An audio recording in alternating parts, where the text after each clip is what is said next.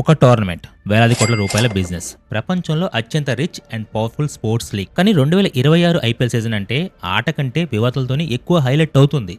Players చట్టవిరుద్ధమైన పనులు చేయడం, స్టేడియం లోపలే రూల్స్ బ్రేక్ చేయడం, దీనికి తోడు బుకీలు వాడే భయంకరమైన హనీ ట్రాప్ టెక్నిక్స్ ఎంటర్ అవడంతో బీసీసీఐ కఠినమైన యాక్షన్ తీసుకోక తప్పలేదు. అండ్ టీవీ రేటింగ్స్ కూడా 26% డ్రాప్ అయ్యాయి.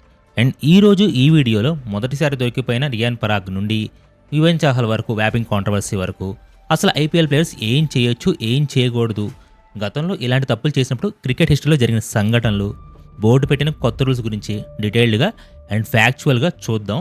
వీడియో చాలా ఇన్ఫర్మేటివ్గా ఉంటుంది, చివరి వరకు చూడండి. ఈ సీజన్లో కాంట్రవర్సీకి కేంద్ర బిందువుగా మారింది rayon Parag.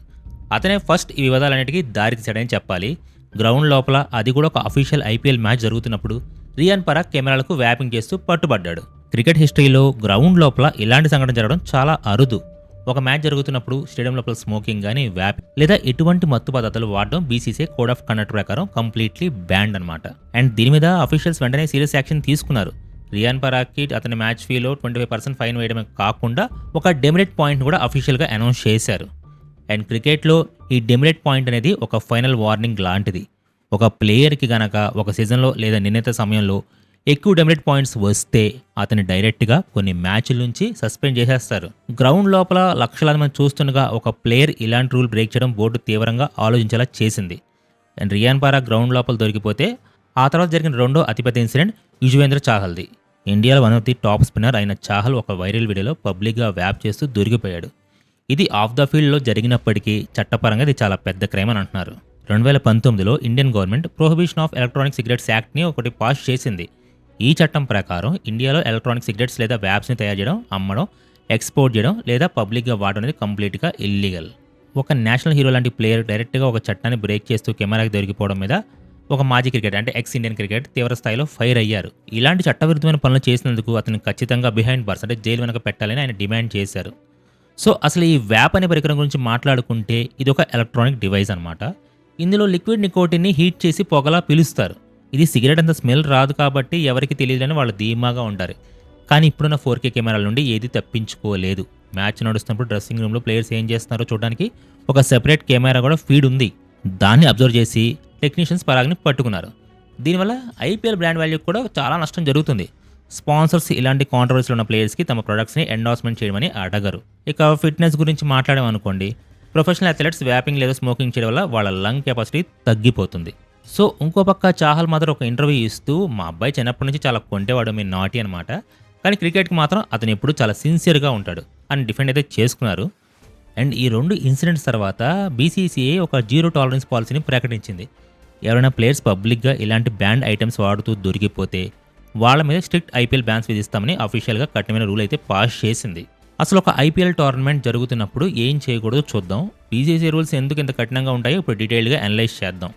PMOA protocols, player and match official area. Match start అయ్యే ముందు ప్లేయర్స్ గ్రౌండ్లోకి ఎంటర్ అవ్వగానే వాళ్ళ మొబైల్ ఫోన్స్, స్మార్ట్ వాచెస్ అన్ని యాంటీ కరప్షన్ యూనిట్కి, ఆఫీసర్స్కి ఇచ్చేయాలి. PMOA ఏరియాలో లోపల ఎటువంటి కమ్యూనికేషన్ డివైస్ వాడడానికి పర్మిషన్ లేదు. మ్యాచ్ ఫిక్సింగ్కి అవకాశం ఇవ్వకూడదు అనేది ఈ రూల్ వెనుకున్న main reason. Next, anti doping and ban substances. WADA world anti doping agency guidelines ప్రకారం ఏ ప్లేయర్ కూడా పర్ఫార్మెన్స్ పెంచే డ్రగ్స్ని వాడకూడదు. వాటితో పాటు కమర్షియల్గా బ్యాన్ చేసిన ప్రొడక్ట్స్, వేబ్స్ కానీ ఇల్లీగల్ డ్రగ్స్ కూడా వాడడం కుదరదు. ప్లేయర్స్ ఎప్పుడైనా ఎక్కడైనా ర్యాండమ్ డ్రగ్ టెస్ట్కి అటెండ్ అవ్వాల్సిందే. Next, commercial endorsements restriction. ఒక ఐపీఎల్ ఫ్రాంచైజీకి ఆడుతున్న ప్లేయర్ వేరే ఏ ఆల్కహాల్, టొబాకో లేదా బెట్టింగ్ కంపెనీకి నేరుగా ప్రమోట్ చేయకూడదు. సరగెట్ అడ్వర్టైజింగ్ అంటే బ్రాండ్ పేరుతో వాటర్ బాటిల్స్, మ్యూజిక్ సిటీలు అమ్మడానికి కూడా చాలా కఠినమైన గైడ్లైన్స్ ఉన్నాయి. Next, unauthorised access and code of conduct. Players తమ హోటల్ రూమ్స్లోకి బయట వ్యక్తుల్ని అలౌ చేయకూడదు. ఒకవేళ ఎవరైనా గిఫ్ట్స్ ఇచ్చినా లేదా అనుమానాస్పదంగా ఎవరైనా కాంటాక్ట్ చేయడానికి ట్రై చేసినా వెంటనే ACUకి రిపోర్ట్ చేయాలి. గ్రౌండ్ లోపల ఎంపైర్ నిర్ణయాన్ని ధిక్కరించడం, బూతులు తిట్టడం లేదా ఎక్విప్మెంట్ని నేలకేసి కొట్టడం చేస్తే వాళ్ళ మ్యాచ్ ఫీజులో 10% నుంచి 100% వరకు కట్ చేస్తారు. అసలు ఐపీఎల్లో ఇలాంటి రూల్స్ ఎందుకు అంత కఠినంగా మారాయి అంటే గతంలో జరిగిన కొన్ని ఇన్సిడెంట్స్ బోర్డుని పూర్తిగా మార్చేసాయి. ఈ రూల్స్ వెనుకున్న హిస్టరీని ఒక్కసారి చూద్దాం. 2013 స్పాట్ ఫిక్సింగ్ స్కాండల్. ఐపీఎల్ హిస్టరీలో అత్యంత చీకటి రోజు అదనమాట. రాజస్థాన్ రాయల్స్ చెందిన శ్రీశాంత్, అజిత్ చందిలా ఇంకా అంకిత్ చావన్ బుక్కీలతో చేతులు కలిపి స్పాట్ ఫిక్సింగ్ చేస్తూ డైరెక్ట్గా పోలీసులకి దొరికిపోయారు. ఒక పర్టికులర్ ఓవర్లో ఇన్ని రన్స్ ఇస్తానని ముందుగా ఫిక్స్ చేసుకుని గ్రౌండ్లోకి వెళ్ళేటప్పుడు టవల్ పెట్టుకోవడం లేదా ఒక సిగ్నల్ ఇవ్వడం లాంటివి చేస్తారు. ఈ ఇన్సిడెంట్ బయటపడ్డాక ఆ ముగ్గురి మీద లైఫ్ బ్యాన్ విధించారు. తర్వాత కొందరికి తగ్గించారనుకోండి. అంతేకాకుండా చెన్నై సూపర్ కింగ్స్ ఇంకా రాజస్థాన్ రాయల్స్ జట్లను ఏకంగా 2 ఏళ్ల పాటు టోర్నమెంట్ నుంచి బ్యాన్ చేశారు. అప్పటి నుంచి ఈ యాంటీ కరప్షన్ యూనిట్ని మరింత టైట్ చేశారు. And next 2019 of field behaviour suspension. Players ప్రవర్తన గ్రౌండ్ బయట ఎలా ఉండాలనే దానికి ఒక బెస్ట్ ఎగ్జాంపుల్ అనమాట ఇది. హార్దిక్ పాండ్యా ఇంకా కేఎల్ రాహుల్ ఒక ఫేమస్ టాక్ షో అంటే కాఫీ విత్ కరణ్కి వెళ్ళి ఆడవాళ్ళ గురించి కొన్ని అభ్యంతరమైన కామెంట్స్ చేశారు. అది క్రికెట్ సంబంధించిన షో కాదు. అయినా సరే ఒక నేషనల్ క్రికెటర్ పబ్లిక్ గా ఆ విధంగా మాట్లాడకూడదని బీసీసీఐ వాళ్ళిద్దరిని వెంటనే సస్పెండ్ చేసింది. ఆస్ట్రేలియా టూర్ నుంచి వాళ్ళని వెనక్కి పిలిపించి ఫైన్ కూడా వేసింది. దీన్ని బట్టి గ్రౌండ్ బయట జరిగిన పనులు కూడా బోర్డు ఎంత సీరియస్ యాక్షన్ తీసుకుంటుందో అర్థం చేసుకోవచ్చు. గతంలో జరిగిన స్పాట్ ఫిక్సింగ్ స్కాండల్స్ని దృష్టిలో ఉంచుకుని 2026 సీజన్లో బీసీసీఐ ఈ గర్ల్ ఫ్రెండ్ కల్చర్ మీద కూడా ఒక పెద్ద క్రాక్ డౌన్ స్టార్ట్ చేసింది. బుకీ ప్లేయర్స్ని డైరెక్ట్గా కాంటాక్ట్ చేయడం కష్టమైంది కాబట్టి వాళ్ళు ఎంచుకున్న కొత్త టెక్నికే ది హనీ ట్రాప్. అండ్ ఇందులో భాగంగానే బుకీలు చాలా అందమైన అమ్మాయిలు ప్లేయర్స్ దగ్గరికి ప్లాన్ చేస్తారు.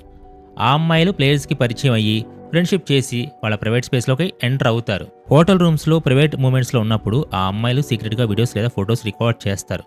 అండ్ ఆ వీడియోస్ని అడ్డం పెట్టుకుని ప్లేయర్స్ని బ్లాక్మెయిల్ చేయడం స్టార్ట్ చేస్తారు. డబ్బులు అడగరు వాళ్ళు, దానికి బదులుగా మ్యాచ్లో స్పాట్ ఫిక్సింగ్ చేయమని డిమాండ్ చేస్తారు. అండ్ ఈ బ్లాక్మెయిల్కి భయపడి ప్లేయర్స్ ఫిక్సింగ్కి ఒప్పుకోవాల్సి వస్తుంది. ఇలాంటి ట్రాప్స్ వల్ల టోర్నమెంట్ నాశనం అవుతుందని బీసీసీఐ ఇప్పుడు ఫుల్ అలర్ట్ అయ్యింది కూడా. సో దీనివల్లే ప్లేయర్స్తో పాటు వాళ్ళ పార్ట్నర్స్ బ్యాక్గ్రౌండ్ని సెక్యూరిటీ ఏజెన్సీలతో చెక్ చేస్తున్నారు. అన్అఫీషియల్ పర్సన్స్ని కానీ బ్యాక్గ్రౌండ్ తెలియని వ్యక్తిని కానీ ప్లేయర్స్తో పాటు హోటల్స్లో ఉండడానికి కంప్లీట్గా బ్యాన్ చేశారు. అండ్ నెక్స్ట్ వచ్చేసి క్రికెట్ హిస్టరీలో ఎప్పుడు లేని విధంగా ఈ సంవత్సరం టీవీ వ్యూవర్షిప్ అనేది ఏకంగా 26% దారుణంగా పడిపోయింది. ఇది కేవలం ఒక నెంబర్ కాదు. బీసీసీఐకి 100 కోట్లు పెట్టి రైట్స్ కొన్న బ్రాడ్కాస్టర్స్కి ఇది ఒక పెద్ద వార్నింగ్ బిల్ లాంటిది. ఒక పక్క గ్రౌండ్లో స్టేడియాలు ఖాళీగా కనిపిస్తున్నాయి, ఇంకో పక్క అడ్వర్టైజ్ 10 సెకండ్ల యాడ్ల కోసం కోట్లు ఇన్వెస్ట్ చేయడానికి భయపడుతున్నారు కూడా. అసలు మన దేశంలో క్రికెట్ని ఒక మతంలాగా ఆరాధించే జనాలు సడన్గా ఐపీఎల్ చూడడం ఎందుకు మానేశారు? ఎందుకంటే జనాలకి క్రికెట్ ఫెటిగ్ వచ్చేసింది. అంటే ఈ ఏడాది పొడవునా ఏదో ఒక 2020 సిరీస్, వరల్డ్ కప్, టెస్ట్ మ్యాచ్లు, బయలాటరల్ సిరీస్ ఇలా ఏమాత్రం గ్యాప్ లేకుండా క్రికెట్ మ్యాచ్లు జరగడం వల్ల జనాల్లో ఒక రకమైన విసుగు వచ్చేసింది. సమ్మర్లో మాత్రం వచ్చే ఈ ఐపీఎల్ స్పెషల్ ఫీలింగ్ అనేది ఇప్పుడు పూర్తిగా చచ్చిపోయిందనే చెప్పాలి. ఇక నెక్స్ట్ మోస్ట్ ఇంపార్టెంట్ కారణం స్టార్ పవర్ లేకపోవడం. ఐపీఎల్ ఇన్నాళ్ళు ఒక రేంజ్లో బ్రతికించింది కొంతమందే ఉన్నారు. మహేంద్ర సింగ్ ధోని, విరాట్ కోహ్లీ, ఇంకా రోహిత్ శర్మ లాంటి లెజెండ్స్ మాత్రమే అంటున్నారు. వాళ్ళ గ్రౌండ్లోకి వస్తుంటే వచ్చే ఆ గూస్ బంప్స్ వేరు. కానీ ఇప్పుడు వాళ్ళ కెరీర్ కూడా ఎండింగ్ స్టేజ్కి వచ్చేసింది. ధోని ఏమో రిటైర్మెంట్ ఇష్యూస్తో ఇంపాక్ట్ ప్లేయర్గా మాత్రమే రావడం, రోహిత్ శర్మ కొంచెం ఫామ్ తగ్గడం, కోహ్లీ మీద విపరీతమైన ప్రెషర్ ఉండడం వల్ల మ్యాచ్లో ఆ పాత మ్యాజిక్ మిస్ అవుతుందని చెప్తున్నారు. వీళ్ళని రిప్లే చేసే రేంజ్లో ఇంకొక గ్లోబల్ స్టార్ అయితే తయారు కాలేదని అంటున్నారు. రుతురాజ్ గైక్వాడ్ లేదా శుభం గిల్ లాంటి వాళ్ళు టెక్నికల్గా బెస్ట్ ప్లేయర్స్ అయినా సరే వాళ్ళు కోహ్లీ లాగానో లేదా ధోని లాగానో క్రౌడ్ని టీవీల ముందు లాక్ చేయలేకపోతున్నారని చెప్తున్నారు. అండ్ ఇంకొక వైపు మ్యాచ్లన్నీ కూడా బోరింగ్గా మారుతున్నాయని చెప్తున్నారు. చాలా చోట్ల స్లో పిచ్ కండిషన్స్ వల్ల బ్యాట్స్మెన్ రన్ చేయడానికి కూడా తీవ్రంగా స్ట్రగుల్ అవుతున్నారు. ఒక 140 లేదా 150 రన్స్తో టార్గెట్తో జరిగే స్కోరింగ్ మ్యాచ్లు చూడడానికి ఫ్యాన్స్ ఏమాత్రం ఇంట్రెస్టింగ్ చూపించడం లేదు. దానికి తోడు ఈ కొత్త ఇంపాక్ట్ ప్లేయర్ రూల్ క్రికెట్లోని ఒరిజినల్ థ్రిల్ని ఇంకా ఆల్రౌండర్ బ్యాలెన్స్ని కూడా దెబ్బతీసిందని మాజీ క్రికెట్లో విమర్శిస్తున్నారు. అండ్ అలాగే డిజిటల్ షిఫ్ట్ కూడా ఈ టీవీ వ్యూవర్షిప్ని కూడా దారుణంగా దెబ్బతీసింది. జనాలు కేబుల్ టీవీలకు డబ్బులు పెట్టడం మానేసి ఫ్రీగా దొరికే జియో సినిమా లాంటి ఓటీటీ ప్లాట్ఫామ్లకి మారిపోతున్నారు. కానీ డిజిటల్లో వ్యూస్ పెరుగుతున్నా సరే అది టీవీలో పడిపోయిన ఆ 26% గ్యాప్ని మాత్రం ఏమాత్రం మ్యాచ్ చేయలేకపోతుంది. ఎందుకంటే టీవీలో ఒక ఫ్యామిలీ మొత్తం కూర్చొని చూస్తుంది, కానీ మొబైల్లో కేవలం ఒక్కరు మాత్రమే చూస్తారు. సో ఇది డైరెక్ట్గా అడ్వర్టైజింగ్ రెవెన్యూ మీద నెగిటివ్ ఇంపాక్ట్ చూపిస్తుంది. అండ్ చివరిగా స్టేడియం టికెట్లు సామాన్యుడికి అందనంత ఎత్తులో ఉండడం కూడా ఒక పెద్ద మైనస్. ఒక మామూలు మిడిల్ క్లాస్ మనిషి తన ఫ్యామిలీ కలిసి స్టేడియంకి వెళ్ళి మ్యాచ్ చూడాలంటే మినిమం 10,000 ఖర్చు అవుతుంది. అండ్ ఫుడ్ అండ్ వాటర్ రేట్లు కూడా బ్లాక్ మార్కెట్ని మించి దారుణంగా పెంచేశారు. దీనివల్ల ఫ్యాన్స్కి ఇంకా ఫ్రాంచైజీల మధ్య ఉన్న ఆ ఎమోషనల్ కనెక్ట్ పూర్తిగా తెగిపోయే ఛాన్స్ కూడా పెరిగిపోయింది. అండ్ ఇది ఒక pure commercial and corporate business లా మారిపోయిందని జనాలు ఫీల్ అవుతున్నారు. అండ్ ఈ 26% డ్రాప్ అనేది బీసీసీకి ఒక ఫైనల్ వార్నింగ్ లాంటిది. బ్రాండ్ వాల్యూ పడిపోకుండా ఉండాలి అంటే ఖచ్చితంగా కొత్త రూల్స్ని తీసుకురావాలి. ఆడియన్స్ని ఎంగేజ్ చేసేలా టికెట్ ప్రైస్ని తగ్గించి ఫ్యాన్స్ కూడా దగ్గర అవ్వాలి. అండ్ చివరిగా ఈ కఠిన రూల్స్ ఆటగాళ్ళకే కాదు ఫ్రాంచైజీ ఓనర్స్ కూడా వర్తిస్తాయి. కొంతమంది ఐపీఎల్ ఓనర్స్ మ్యాచ్ జరుగుతున్నప్పుడు ఎమోషన్స్ కంట్రోల్ చేసుకోలేక ప్లేయర్స్ కూర్చునే డగౌట్లోకి రావడం, మ్యాచ్ అఫీషియల్స్ వాదించలాంటివి చేశారు. టీమ్ ఓనర్స్కి వీఐపీ బాక్స్ ఉంటుంది కానీ పీఎంఓఏలోకి ఎంటర్ అవడానికి పర్మిషన్ లేదని కూడా ఖచ్చితంగా చెప్పారు. ఆల్రెడీ గోయంకా కూడా వెళ్ళిందనుకోండి.